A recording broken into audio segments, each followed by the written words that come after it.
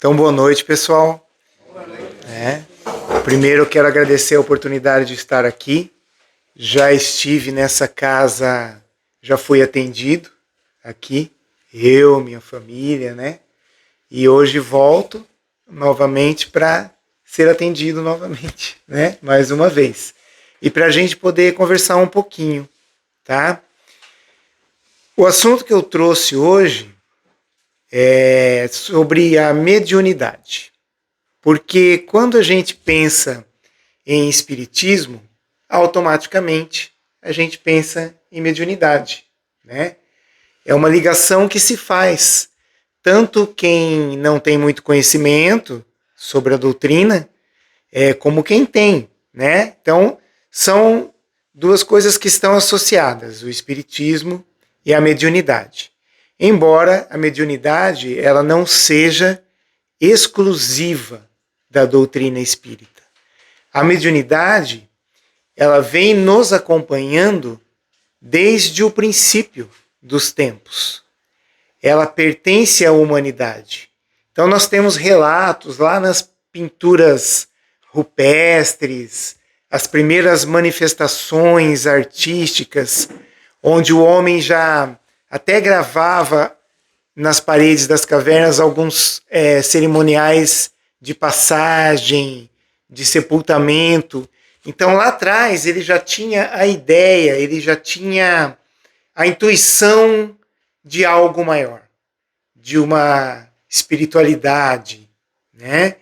E sempre existiu com o homem essa intuição. Então se a gente voltar lá, os sacerdotes no Egito, os magos ali na própria Babilônia, a Síria, a pitonisa, as pitonisas na Grécia, sempre fazendo esse intercâmbio, essa comunicação. No próprio Evangelho, no próprio Velho Testamento, né, os profetas ali, existem muitos relatos sobre as comunicações.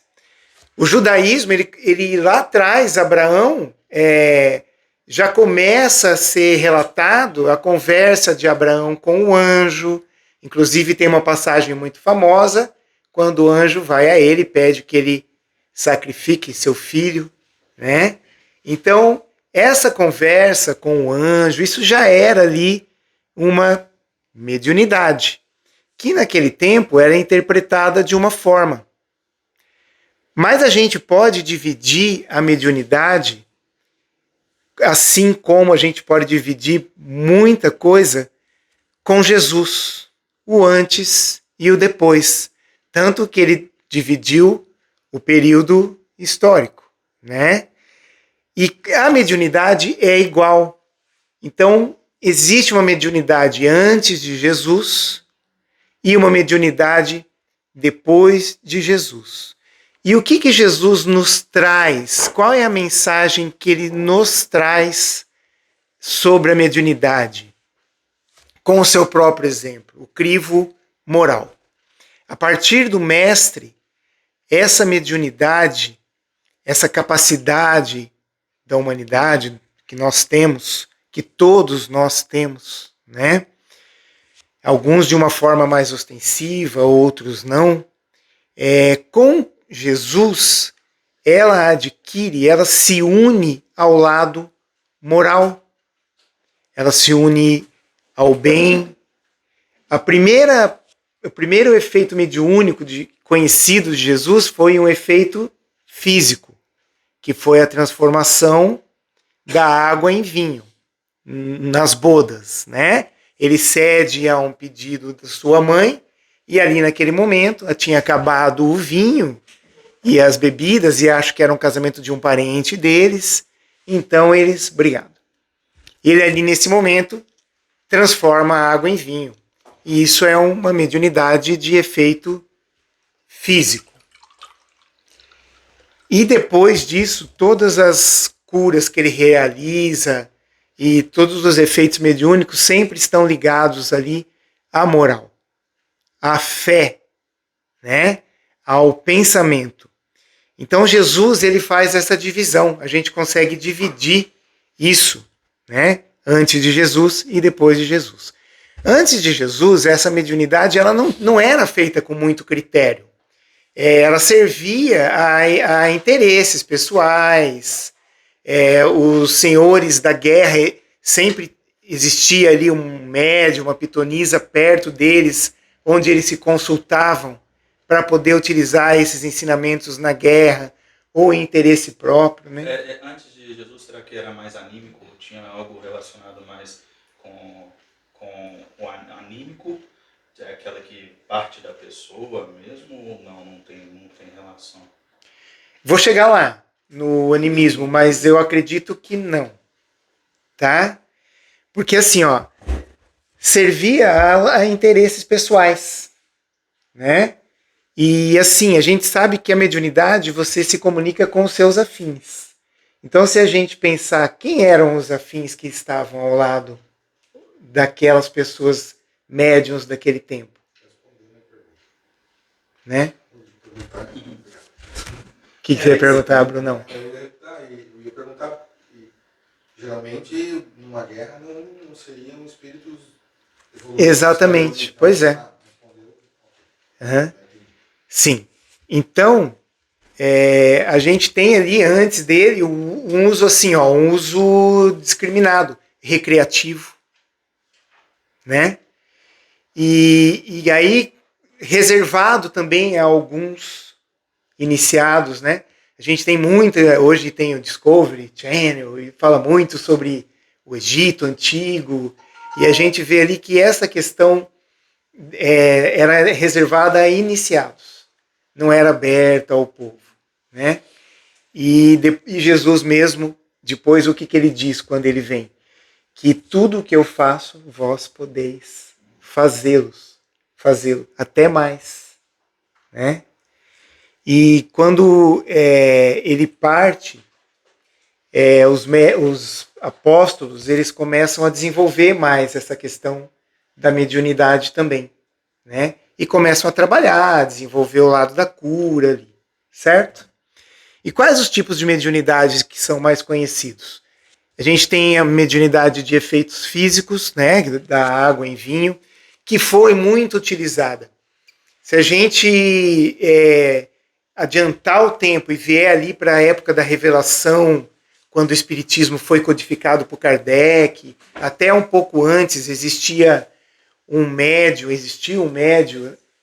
acho que era sueco, né, Swedenborg, né, ali século XVIII, mais ou menos.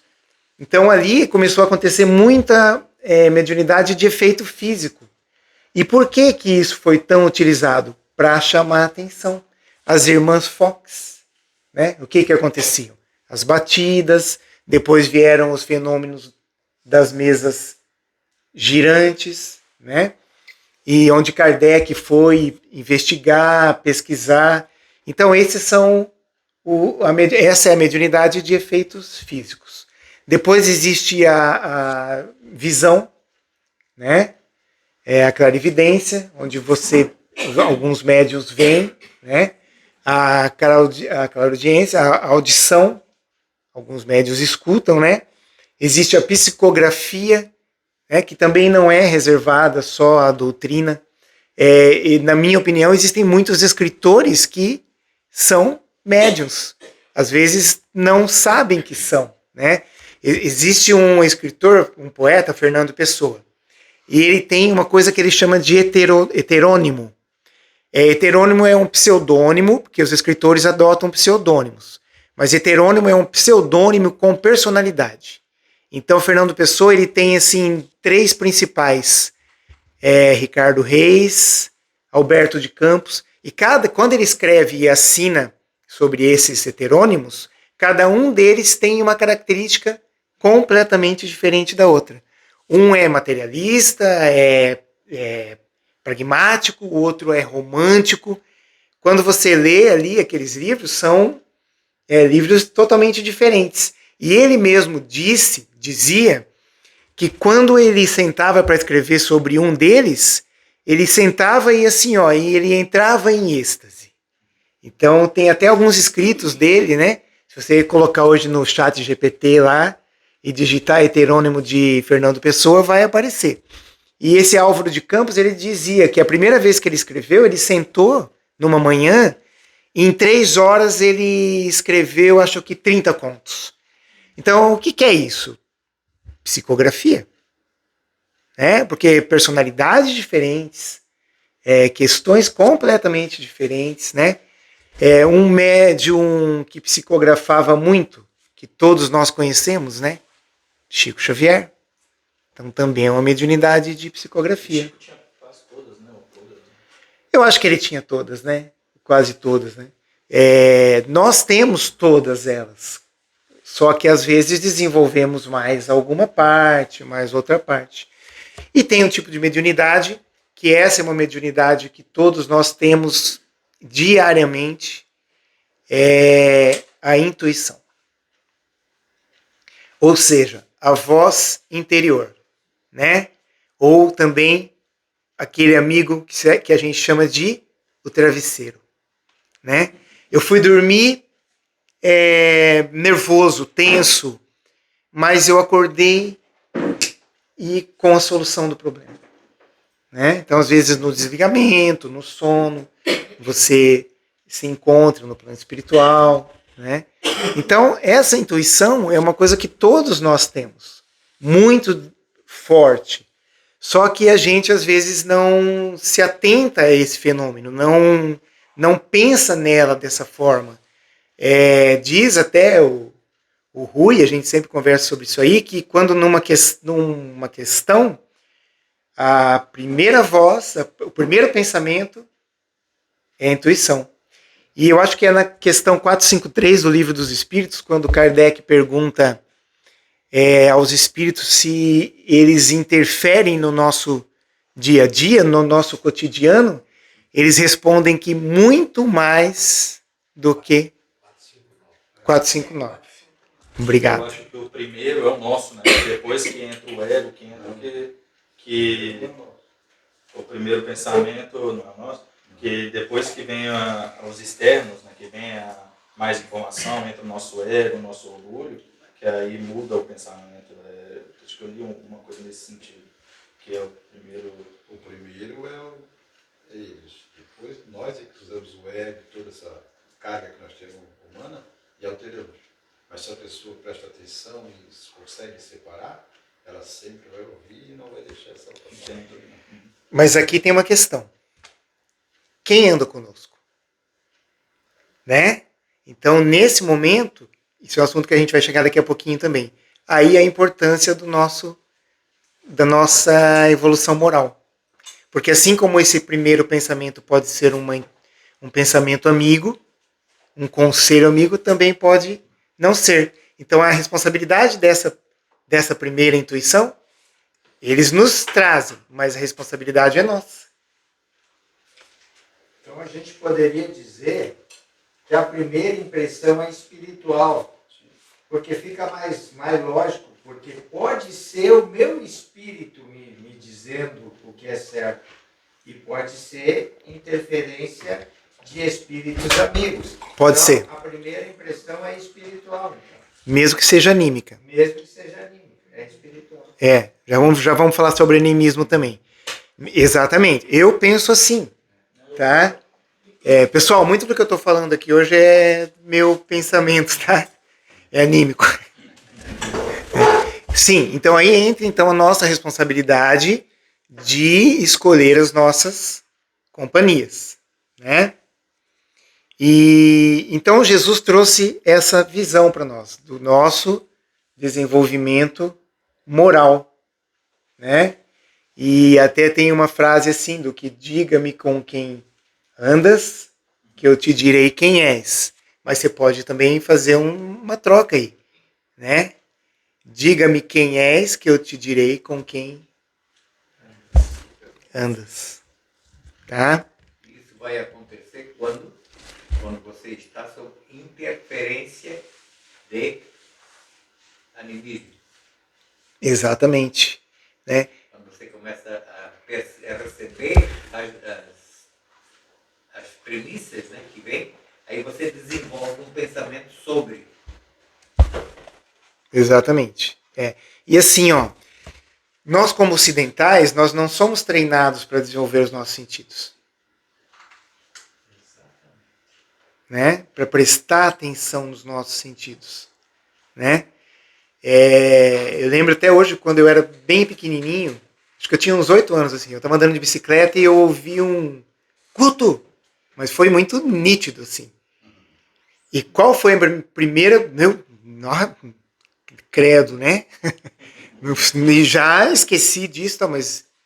Então, fomos treinados para não desenvolver. Né? Naquela época, eu não entendia o que estava acontecendo, né? E assim, ó, talvez se a gente tivesse uma educação diferente, a gente já, sim, né? O que é isso? Alguém viria falar com você. Exatamente. Né? Então, a gente tem todo um desenvolvimento como ocidentais. Né? Todos nós chegamos aqui através de outras religiões. É um treinamento, pelo menos na minha família, era mais uma questão de seguir o ritual da religião. Tipo, por exemplo, para entrar na igreja, você tem que fazer tal e tal coisa. Em tal parte da cerimônia, você tem que fazer tal e tal coisa. Era muito focado na mecânica do que no espiritualismo, no sentimento. Era muito eu ficava mais preocupado nos momentos específicos da cerimônia na igreja, e seja qual for, do que com o que eu estava sentindo ou com os ensinamentos. Eu ficava preocupado se eu estava entrando com o pé direito, se eu estava olhando para o lado certo. Não pode olhar, não pode apontar, não pode não sei o quê, não pode estar, era muito não pode. E eu acabava não desenvolvendo esse lado espiritual, né, principalmente. Mas se você pensar bem assim, ó, como nós não somos treinados pelo instinto, desenvolver o instinto, a gente não tem essa disciplina espiritual desde o começo, talvez esse dogma em algum momento seja importante. Sim. Mas a gente não é treinado nem para pensar. Sim. Exato. A gente pensa muito mal. Muito mal. Exatamente. E se culpa por isso. Né? E aí e Jesus também traz essa questão, né? O que é ser um bom médium? O que ele nos trouxe? Ele não deixou escrito, né? A disciplina ou esse dogmático. O bom médium, quem é o bom médium? Não é quem tem a maior, quem tem uma mediunidade ostensiva, ou quem tem uma maior mediunidade, quem eu enxergo, eu me comunico. O bom médium é o bom homem. É o homem que tem o desenvolvimento moral mais elevado. Ou seja, aquele médium que está desenvolvendo as suas habilidades, mas que ele já sabe amar. Né? Porque quando a gente vai estudar, vai ler as técnicas, a gente estudou junto lá um tempão, né? Sobre a mediunidade, mas tudo se reúne no amor. Né? Sempre no mesmo lugar. Né? Leva para o caminho, leva para o mesmo lugar. Exatamente. A leitura da Nani. Né? Tanto é que no catolicismo são 10 mandamentos, no espiritismo são 2.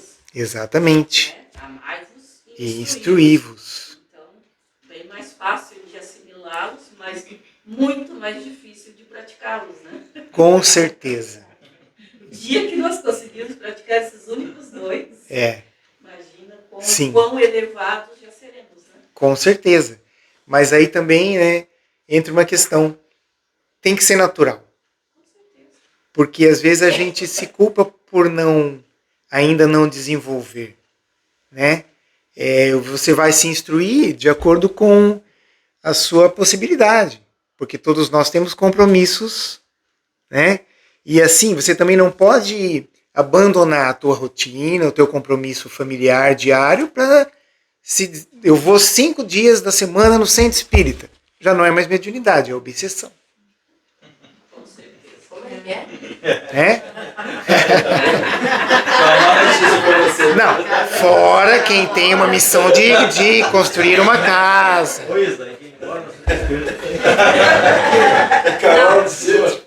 Aí só mora dentro. E uma coisa também que eu já presenciei em outra sociedade espírita lá no sul, quando a sociedade espírita causa atrito na família. Sim. Né? Principalmente entre marido Porque às vezes o marido não frequenta a sociedade É muito espírita, comum.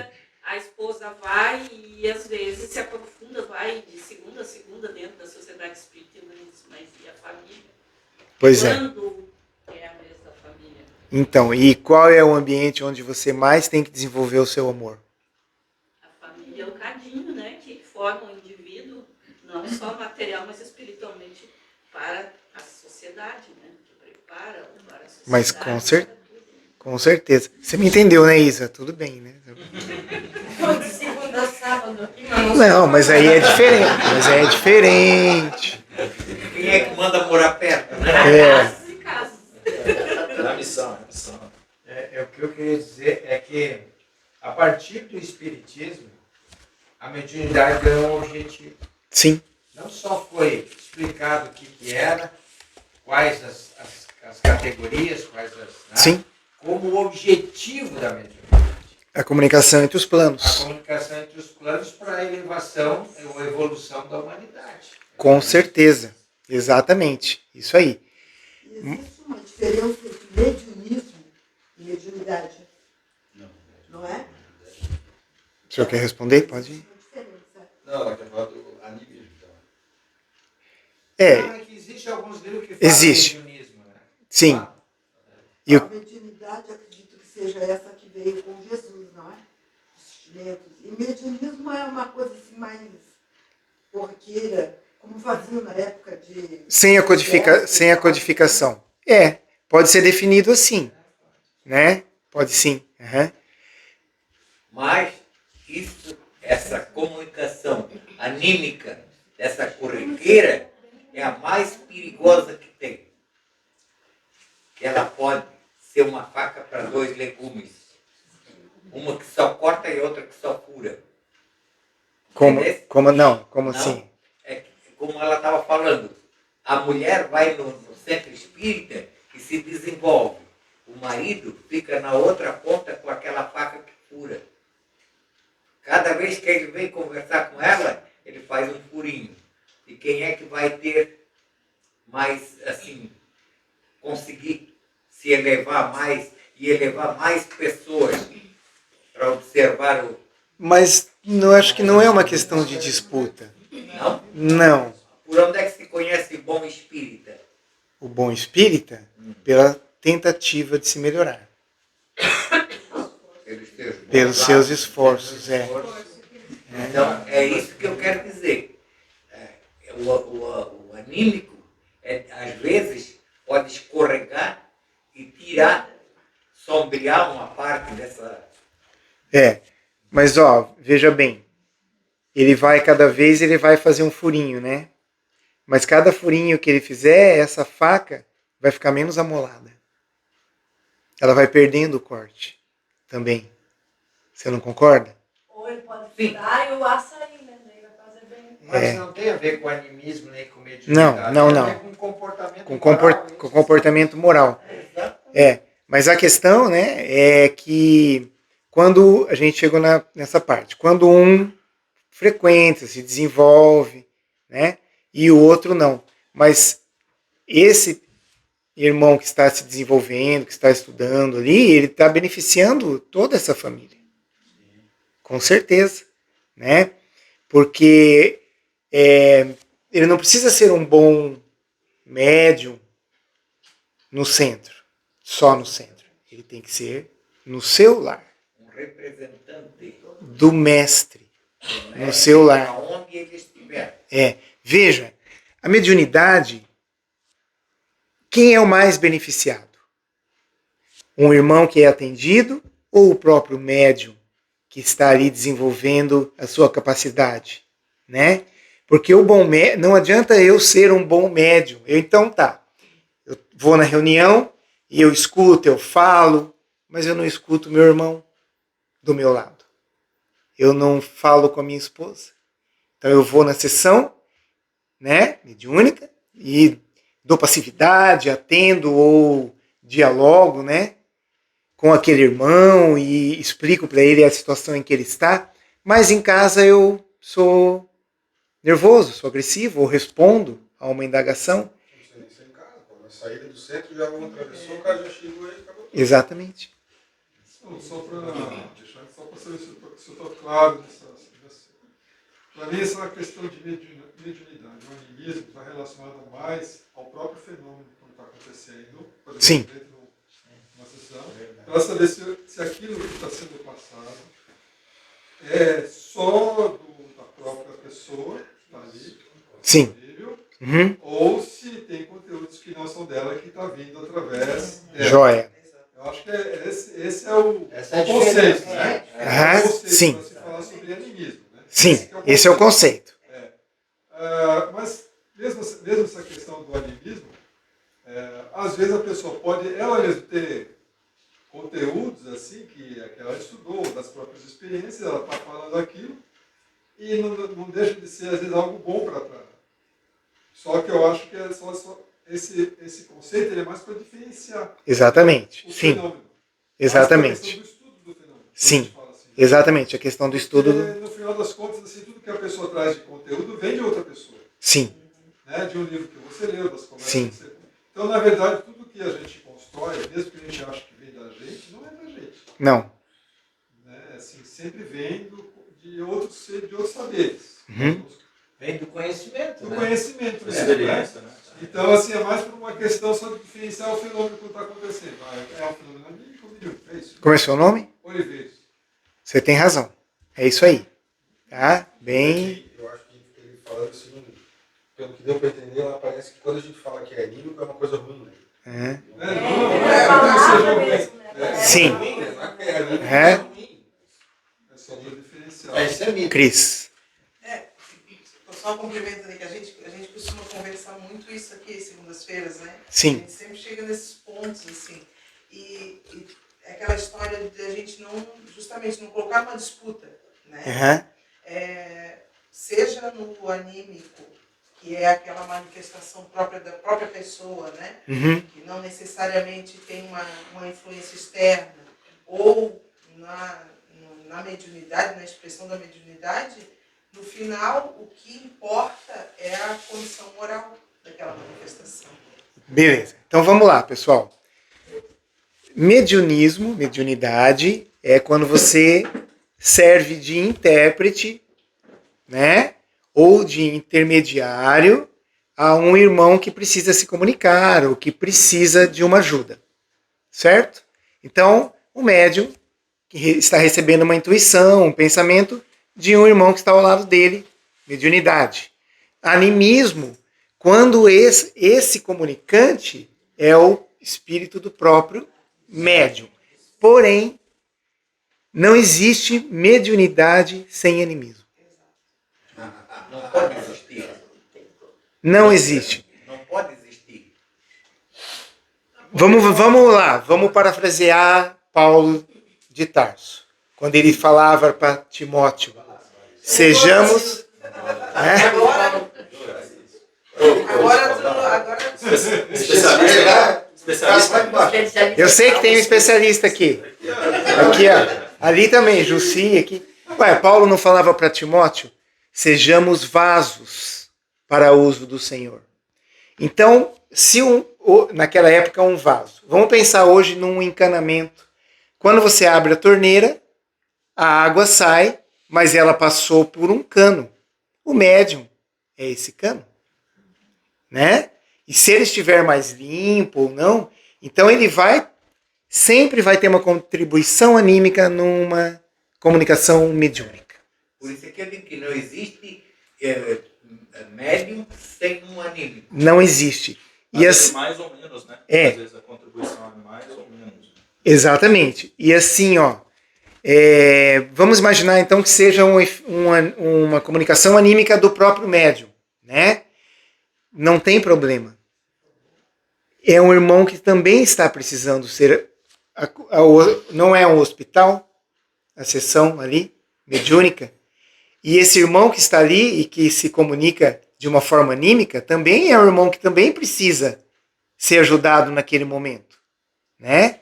Ô Guto, eu só tenho uma dúvida, não vou falar de nomes. É um médium, de modo geral. Ele vê um um irmão lá fora, digamos que seja um alcoólatra. Ele maltrata esse alcoólatra, ele não ajuda, ele despreza. Aí ele está aqui na mesa mediúnico, todo bonzinho, chega um desses coitados, porque normalmente é esses que vêm Sim, aqui. são Aí esses. ele é todo bonzinho. Por que não foi quando estava encarnado? Pois Esse é. médium não tratou bem aquele mendigo, aquele tadinho lá? Por que será que esse irmão é médium?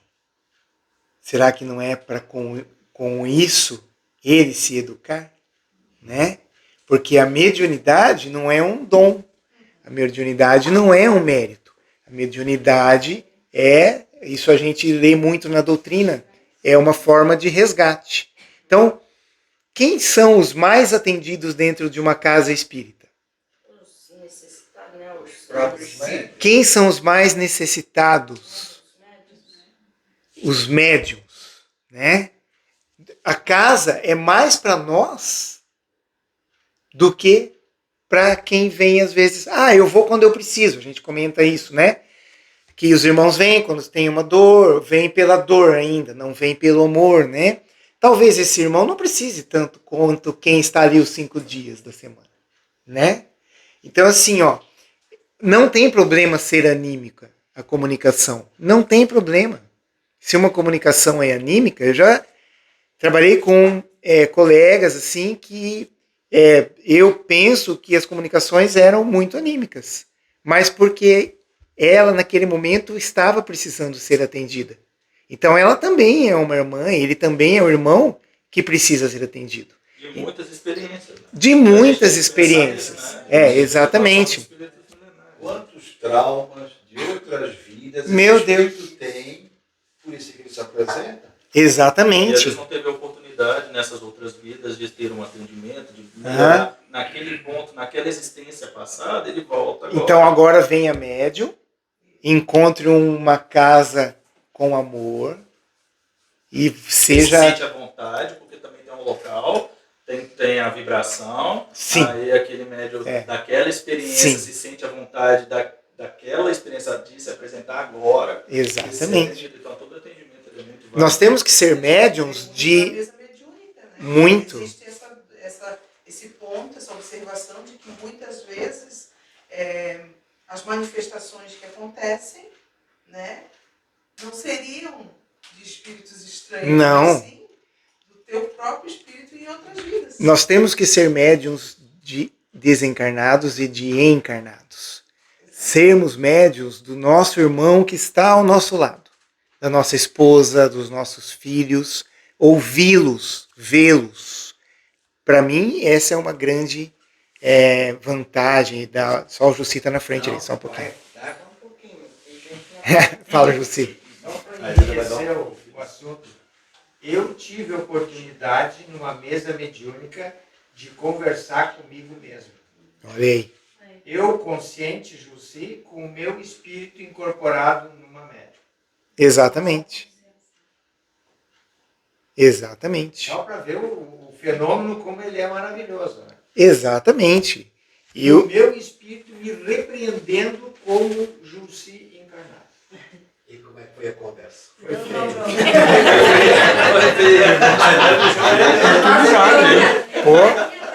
Pô, você não lembrou nada que eu te falei, cara? Meu Deus do céu. Fazendo tudo de novo. Oh meu Deus do céu. Fala, Newton. É que eu vejo assim, o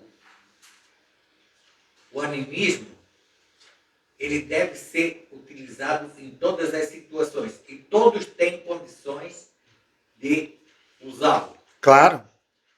E muitas vezes a pessoa que vai atender a alguém, É o atendido. ele é o atendido. Com certeza. Você faz perguntas para mim responder que vai ser bom para você. Mas então, claro. Aí entra o quê?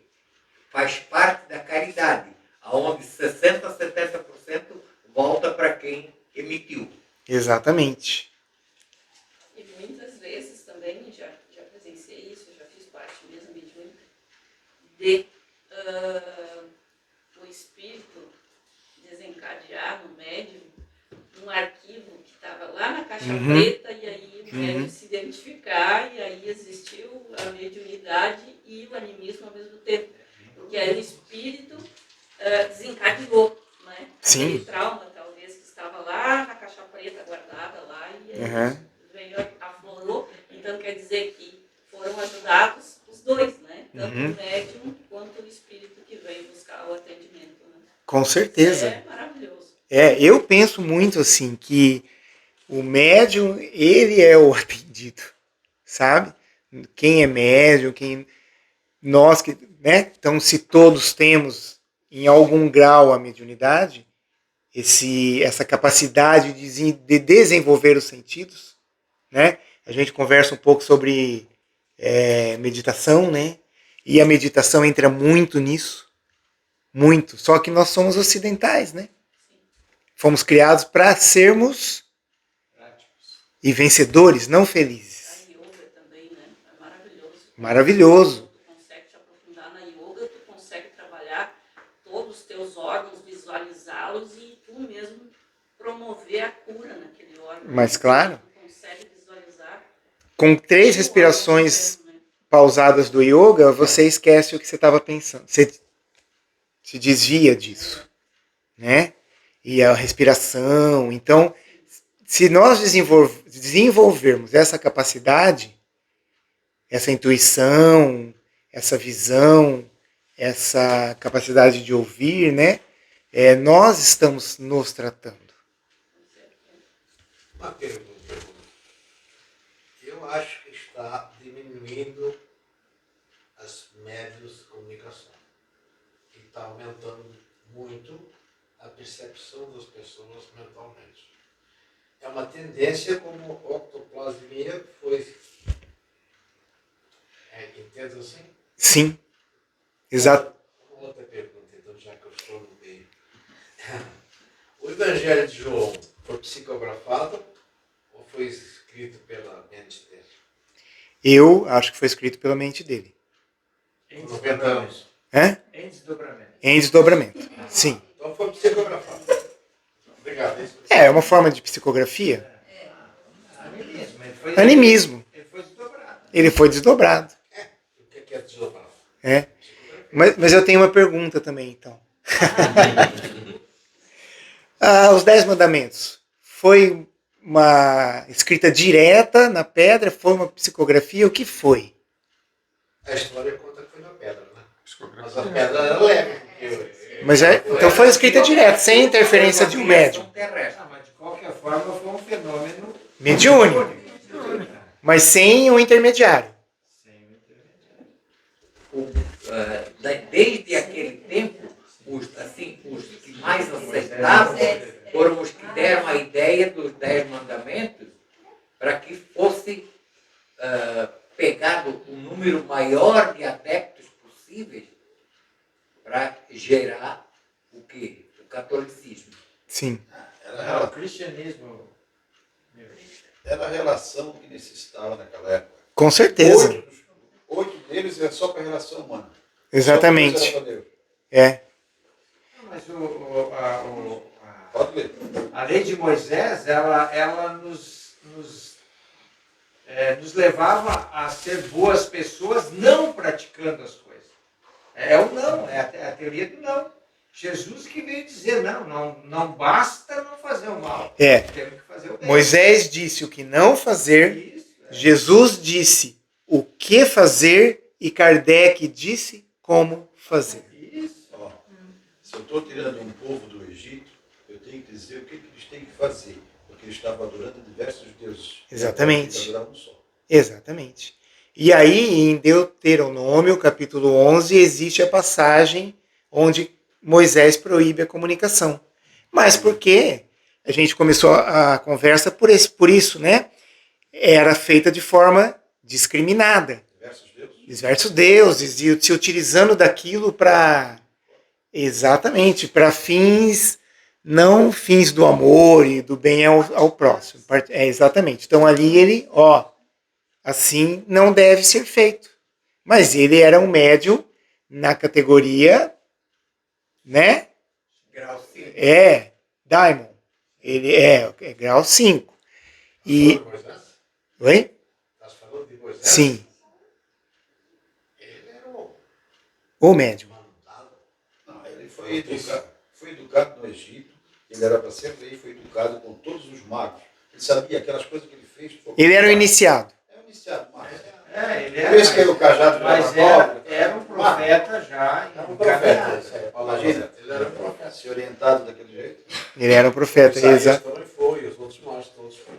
O povo de Israel, todo tempo, eles tiveram seus profetas. Sim. Enviava eles. E o que era o profeta? Médium. Enviava de Deus. O que era um profeta? Era um médium. Enviava de Cristo. Era um médium. Era um médium que estava Tinha uma recebendo comunicação. É. as informações Exatamente. do além. Exatamente. Vou dizer assim, do além. Exatamente. E você acha que se o espírito chegasse para ele, se materializasse normalmente, ele ia compreender? Ele ia obedecer? Ou ele ia obedecer uma imagem com asas, que era como ele imaginava que devia ser? Ou será que hoje para nós também não é como nós conseguimos entender? Daí a questão que o senhor perguntou, né? Os efeitos físicos hoje não são mais tão necessários. Então eu acredito sim que a comunicação ela vem mudando, a mediunidade ela vem se transformando, né? Porque se você pegar lá, antes o fenômeno era muito necessário para chamar a atenção, para despertar a atenção, né? Aí Kardec foi e fez uma codificação, porque ele era um cientista. Opa, vou avaliar isso aqui cientificamente, né? Criado lá com Pestalozzi, toda... Embora ele, com a esposa, participavam de sessões mediúnicas. É que ele era um magnetizador, né? Ele era um magnetizador. Né? Isso, magnetizador. Tá? Que aí eu acho que hoje o reiki acho que é uma coisa que se compara um pouco ao magnetizador, assim, né? É mais um magnetismo ali, Lica. Magnetismo, não. O reiki é uma energia. Uma energia, né? A energia não é tua. É energia Energia universal. divina, é universal. Mas passa por você. Passa por Na hora mim. que a gente pede, né? A gente pede energia universal do aqui e agora. E Aham. a gente transmite. Né? Então você está sendo esse vaso também. Claro. Tem um pouco do teu anímico nisso, né? E os grupos mediúnicos hoje nas casas, a gente vê que vem diminuindo um pouquinho. Né? Ele não viveu na época do Método também? Kardec? Kardec Sim. teve contato com Sim. Então, Uhum. o magnetismo estava ali na Sim. Ele foi um sacerdote druida também, numa das encarnações. Foi. Né? Foi. Então, Foi. imagina o aprendizado. No século I. Que aflorou depois, né? Todo o uso de qualquer tipo de posição de mãos, de reiki e tudo mais, o que é? É energia modificando a energia magnética que está imperfeita. Uhum. É como quem vai botando uma água limpa num rio sujo. Ele vai até que ele limpa. É. Então você consegue impor, ali a energia vai fluindo. Exatamente. É magnetismo. São íons positivos. É eletricidade. É íon positivo. Tanto que a minha mão, eu sou requer na minha mão, esquenta bastante. Sim. Tem que esquentar. Exatamente. Uma resposta agora anímica. Sim. Se eu vou receber um reiki Sim. ou um passe, Uhum. chega ali, eu tenho que fazer a minha prece. Sim. Porque senão eu não recebo nada. Então, eu fazendo a minha prece, eu peço ao nível superior que venha me ajudar a receber as energias espirituais positivas que estão sendo emanadas em meu favor e que ela seja conduzida na minha corrente energética e utilizada para recuperar as falhas existentes. Só que daí nem todo mundo tem essa sabedoria toda aí, né, seu Nilton? Cada um tem a sua maneira de canalizar. Se todo Tem mundo Mas tem que estar aberto, né? Imagina. Tem pessoas Olha, que então você eu vai... já dei uma Dessas pessoas que não se consegue transmitir. Quem está acostumado a enviar sabe muito bem que tem hora que bloqueia. Não vai, porque a pessoa não está A pessoa canalizando, não ela não está recebe, né? acreditando. É. Tá dando fé. É assim, ó. Ele, no caso, falou ali que ele canaliza daquela maneira. O Eu acho que pa... é com fé. Se a pessoa não canaliza, não vai. Veja, o passe, o reiki, ele é uma troca de íons, negativos por positivos. Sabe quando você abraça alguém e sente, né? O que é aquilo? Contato de duas energias. Íons positivos. Lembra que você falava assim que quando você ia fazer uma comunicação sentia um arrepio, dependendo. Naquele momento você perde, você doa, você é um doador, você doa o teu íon positivo. Esse é o arrepio que você sente. Porque é a questão da planta, né? E a planta doa também. Né? A espada de São Jorge. Íons positivos. Normalmente a mão direita doa, a esquerda. Então, quando você está muito necessitado, você está sofrendo, você está negativamente, você está descarregado. Né? Olha aí, ó, descarrego. Está desequilibrado. Está desequilibrado. Em diversos pontos desequilibrado. Isso, a gente chama isso aí da neurociência de permeabilidade de membrana. É isso mesmo. Né? Permeabilidade de membrana. Por isso que eu peço as energias positivas. Sim. Agora sim, ó. O que é a prece? Então, e a prece, o que é a prece? A prece, quando você faz uma prece, você está emitindo uma onda elétrica. Exatamente. Né? Exatamente. Um comprimento de onda. Um campo elétrico. Você cria um campo elétrico onde esses íons vão se distribuir de uma forma mais harmônica. Não só na prece. Não só na prece. E aí a pessoa diz que foi um milagre. O ódio é o amor que adoeceu. Né? Por isso a importância do desenvolvimento moral. Por isso ser médium é ser moralmente evoluído, ser bom, né? Exatamente. E assim, ó, os olhos de ver, né? Os ouvidos de ouvir, tanta coisa que o mestre nos disse. A cabeça de pensar. A cabeça de emitir a sua opinião. A neurociência hoje, existem pesquisas com médiums, né? Que existe uma alteração genética. Sim. Eles pesquisaram entre irmãos e parentes ali, notam que ela tem uma diferença. Exatamente, existe. É aquele ditado, quem é bom já nasce feito. É verdadeiro. Não, eu discordo. Eu acho que todo aquele que procura acha. Mas tu não vai conseguir fazer um centroavante de goleiro. Ele pode até agarrar, mas nunca vai ser um bom goleiro. Mas o ser humano, se dedicar ao treino espírita, ele vai se vai se aprimorando. Vai se aprimorando e ele vai recebendo os seus dons. Mas tem uns que já nascem com o DNA pronto. Bom. Isso aí já vem com uma carga já energética para poder trabalhar. Ô Guto, um depoimento meu, pessoal, tá? Semana passada, terça e quarta, eu estava ruim. Eu não aguentava mais tossir, espirrar. Isso aqui assim, me doía tudo, as costas. Eu não aguentava mais. Quarta tarde eu vim aqui, recebi um reiki. O rapaz que aplica reiki me benzeu. À noite eu vim tomar um passe e pedi assim, mas com toda a minha fé, com todo o ardor, pedi ajuda. Eu estava precisando de ajuda para dar continuidade nas minhas tarefas. Quinta-feira de manhã ele me chamou. Vais na feira, se vamos? Eu levantei. Eu não espirrei, eu não tossi, eu não tinha mais nada. Nada. E eu não estava conseguindo dormir na noite anterior, porque ela tossia e espirrava a noite inteira. E ele disse para aquela senhora, tua fé te curou, só de tocar nele. Então, assim, ó, o que Exato. você faz com amor e Mas claro. faz, você recebe. A mesma coisa para doar, se você vai doar alguma coisa boa, com amor, querendo o bem daquela pessoa, a pessoa recebe, mesmo que ela não acredite muito. Senhora. Hoje, acho que foi hoje de manhã, eu sou muito nula pelo celular, com televisão, não sei fazer nada disso até. Mas eu acho que estava fazendo alguma coisa num daqueles canais. Não era o não lembro qual foi. E era um médico, ele Então, ele estava falando alguma coisa que eu parei ali para entender. Ele estava, no médico, ele estava fazendo uma comunicação por telefone para as pessoas, o poder da oração.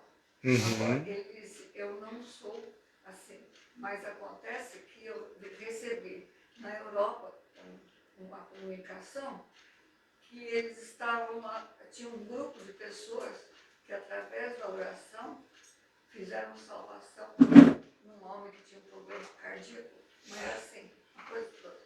E ele foi vendo outros casos que foram contando, então ele começou a ativar, pedir para outros médicos ler bastante sobre o poder da oração. Sim. Porque ele já tinha. Essa história dela é parecida com a do Ho Oponopono, né? Sim.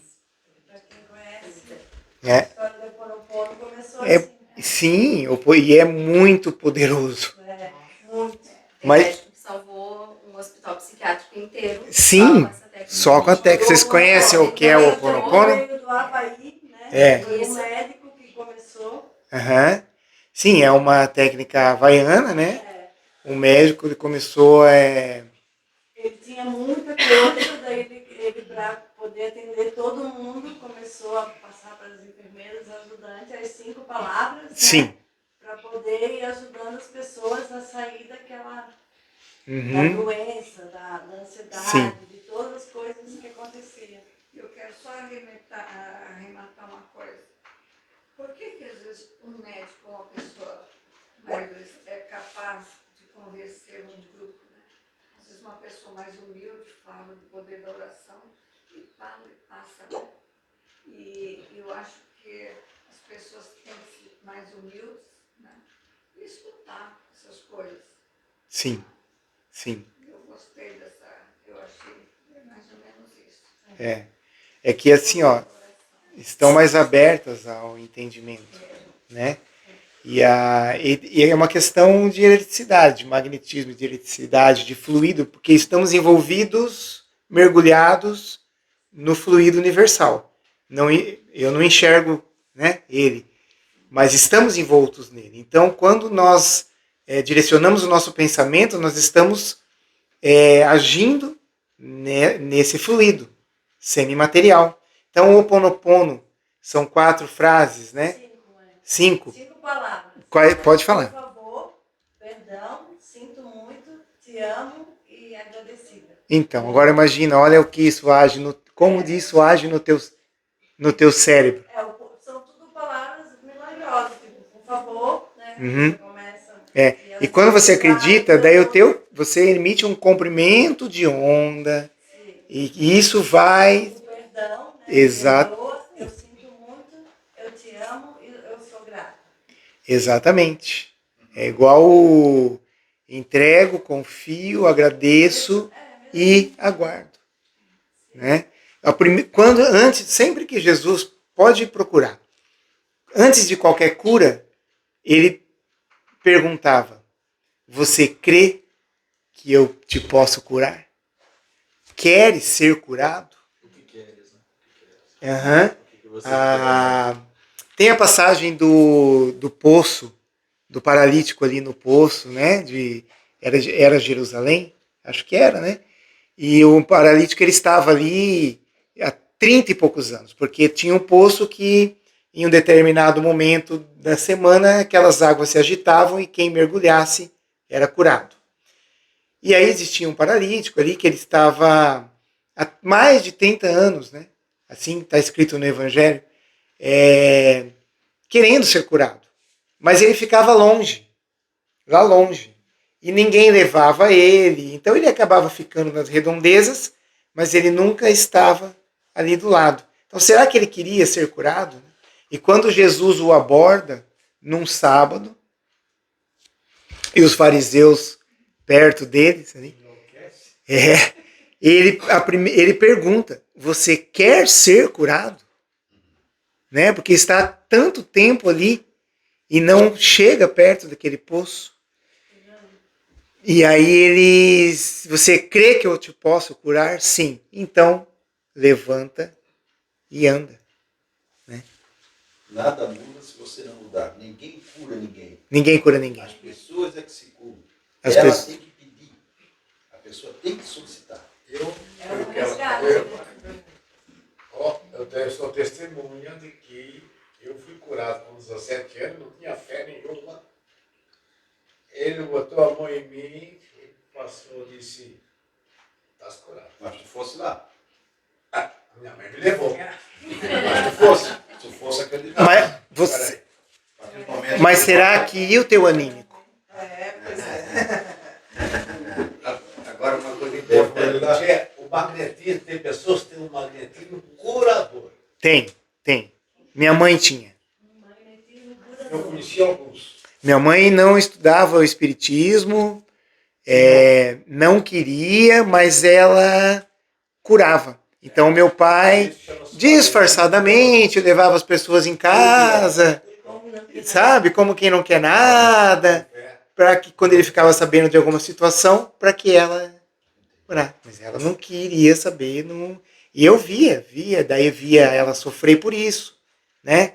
Então caía, eu lembro que teve uma vez, eu era pequeno também, e ela caiu e passou mal, e eu fui correndo atrás do meu pai, pai, a mãe tá aí, ele bem tranquilo, deu risada, tal, não, já vou lá, calma, assim. Então era isso, né?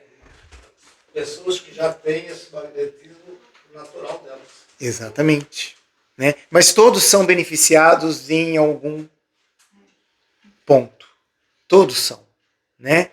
Mesmo que não creia. É que se ele não crer, o comprimento de onda dele vai ser menor, né? Mas ele também vai ser beneficiado. Quantas pessoas vão fazer o reiki com você que não sabem nada daquilo com você? Sabe nada, né? Do que está acontecendo. Foi lá porque alguém mandou, né? Ajuda essa pessoa, né? Se abrir para isso. Se ela acreditar, é a autossugestão também. Eu acreditei que eu vou melhorar, amanhã eu acordo melhor. Ó, igual a Isa, aconteceu com a Isa. Ela acreditou e acordou. Exatamente. Ó, olha a fé da Isa, né? Vice-versa também, se tu estiver sentado e tu começar, meu Deus, eu tô com dor, daqui a pouco tu tá com dor.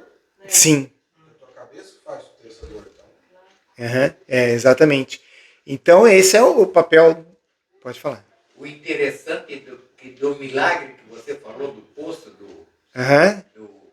Do paralítico. do paralítico, claro. Complementar o que Jesus disse para ele. Você quer ser curado? Aí ele disse sim, mesmo sabendo que depois a tua vida vai mudar e muito.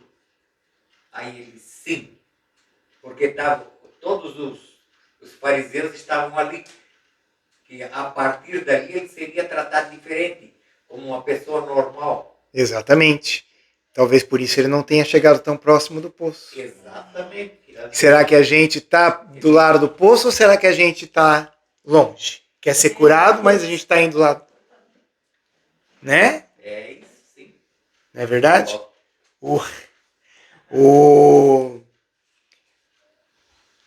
É assim, ó, o passe ele é uma existe, né? É uma habilidade, ele está presente em todas as casas espíritas, né? E as pessoas, é o que leva muita gente ao centro. Porque, eu vou no centro tomar um passe. É o mais conhecido, na verdade. Só que para tomar o passe ele tem que assistir a palestra, né?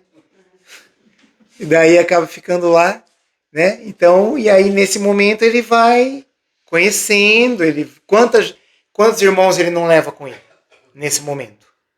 Ou não traz também para casa, né? Quantos comentários que ele não faz em casa com a esposa, dizendo, olha, assisti uma palestra que eu nunca ouvi padre nenhum dizer isso nas práticas. Nós sabemos, né, pode falar, Jussi. A casa espírita é um hospital. E ele é um hospital. Só que a gente pensa, é um hospital, sessão mediúnica para os irmãos desencarnados que estão perdidos. Ele é um hospital para os encarnados e ele é um hospital para nós, né? Nós precisamos muito, sim. Eu preciso muito. Eu sou o mais atendido, o meu anímico. Então, não tem problema ser uma comunicação anímica, né? Não. Pelo contrário. Sim. Aí é que ela tem força, né? Exatamente. Ser médium é servir. Então, o melhor médium é o que mais serve, né? É o que mais serve os seus irmãos. E Jesus também falava, né, que a felicidade não é desse mundo. E por que ela não é desse mundo? Porque eu não consigo, não é nem eu não posso, porque às vezes eu não entendo, mas eu não consigo ser feliz enquanto o meu irmão sofre. Talvez nós não tenhamos essa percepção, mas enquanto alguém sofre ao nosso lado, eu não consigo ser feliz plenamente. No significado de felicidade, um significado fraternal. Né? Nós estamos falando aqui aplicando a lei do universo, que é coletivo. Com certeza. Né? Exatamente. Isso é uma coisa que até hoje eu me confundo, assim, é difícil de entender, né? Como que dentro de todo esse planeta um irmão distante de mim me atinge. E um exemplo desse é Bezerra de Menezes. Pode falar, dona Eneida. Para outro plano, para um outro plano mais superior, conforme o convite da Mãe Santíssima, e ele resolveu ficar entre nós, nos ajudando espiritualmente, né? E fisicamente também. Sim. Talvez porque ele já tinha entendido isso. Ele já tinha compreendido que vibracionalmente ele não ia conseguir ser feliz. E mesmo em outro plano. Ele disse, quero levar comigo todos que comigo vieram. Exatamente. Ele queria resgatar todos que vieram. E enquanto tiver um sofredor, eu vou ficar. Enquanto tiver uma ovelha perdida, eu aqui estarei procurando. Exatamente. Exatamente. Então, uma obrigação do médium, uma obrigação de todos nós, se todos nós somos médicos, é de evangelizarmos. Né? Entendermos o evangelho de Jesus, do Mestre. Porque ali, sim, existiu uma significação para a mediunidade, realmente. Né? E depois Kardec veio, então, explicar, codificar, e existe o livro dos médiuns, né? Que o livro dos médiuns está tudo ali. E Emmanuel também traz muita coisa sobre isso. Tem um livro chamado Emmanuel, né? Que é um livro verde, fininho, assim, muito gostoso de ler. E esse livro também, ele fala muito sobre isso, sobre o papel e a obrigação do médium se desenvolver. E com as crianças, não? Com as crianças, os pais também, né? Vão desenvolvendo esses aspectos conforme a necessidade da aprendizagem da criança, né? E na evangelização também. Daí o valor da evangelização, porque muitos pais têm mais dificuldade de lidar com esses assuntos mais... Né? Os pais são os médiuns dos filhos. Os pais são médiuns dos filhos. A terra é médium da flor que vem. Ela pode ser médium de uma flor mais bela, mas pode ser médium de um espinheiro.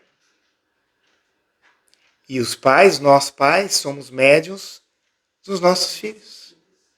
A medianidade na humanidade foi algo que fez com que a humanidade aprendesse bastante. Mas a medianidade até Jesus era uma. Sim. Entendo assim, não sei se sim, é isso aí. Exatamente. A partir de Jesus, sim, a medianidade começou a ser começou a melhorar bastante. Ali ela pela vinda do Espírito Santo. Ali ela adquire o crivo moral com o médium, com Jesus.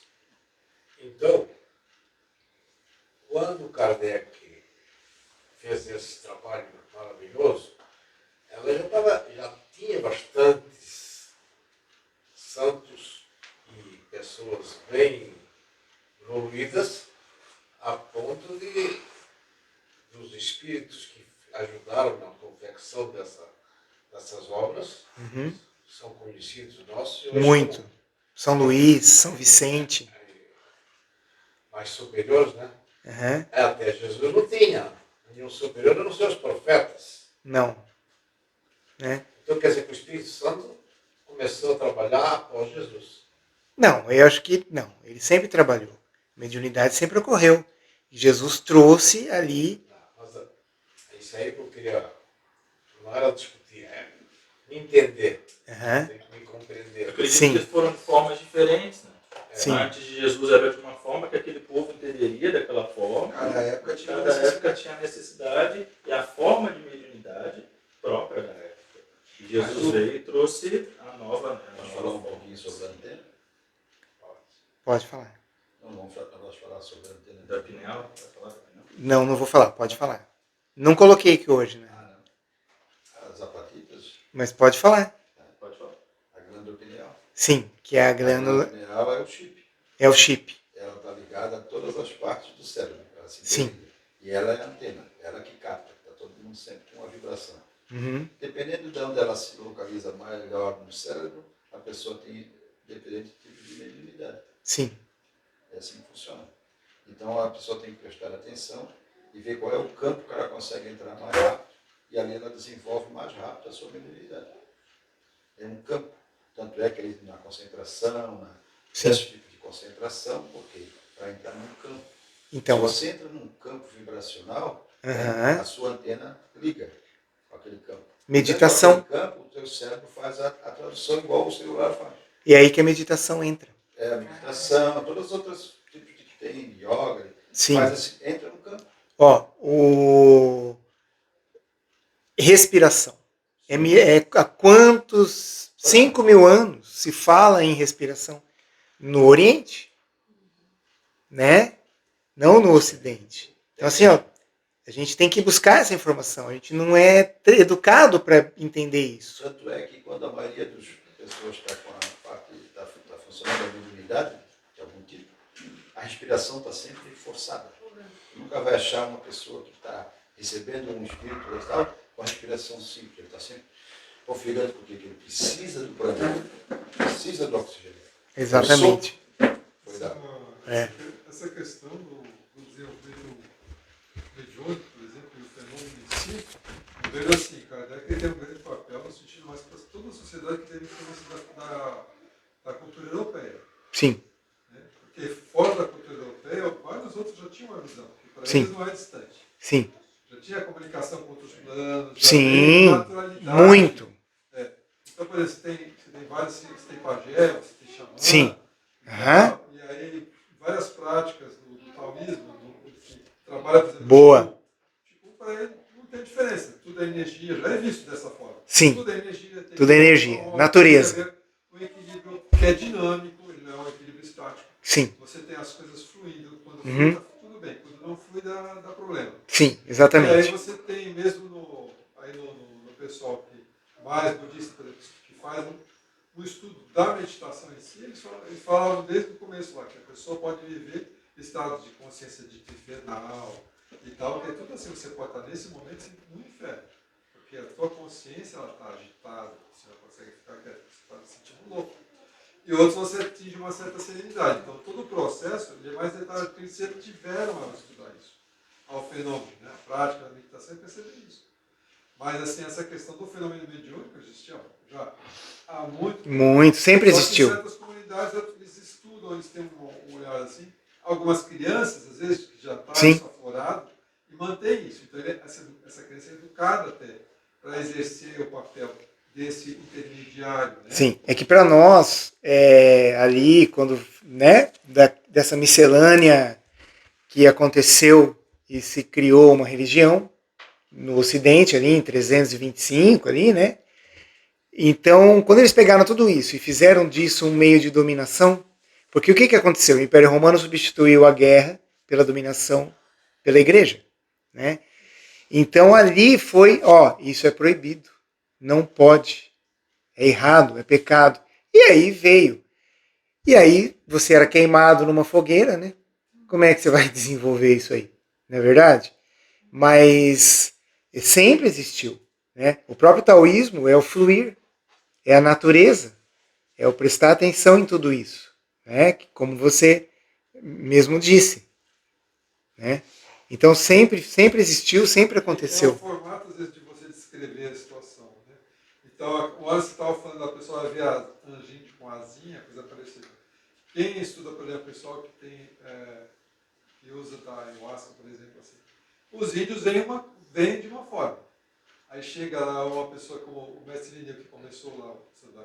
Ele via Nossa Senhora, ele via Jesus Cristo, ele via entidade de cada religião que era. Então, às vezes, aquele fenômeno que está acontecendo, eu identifico de acordo com o meu filtro cultural.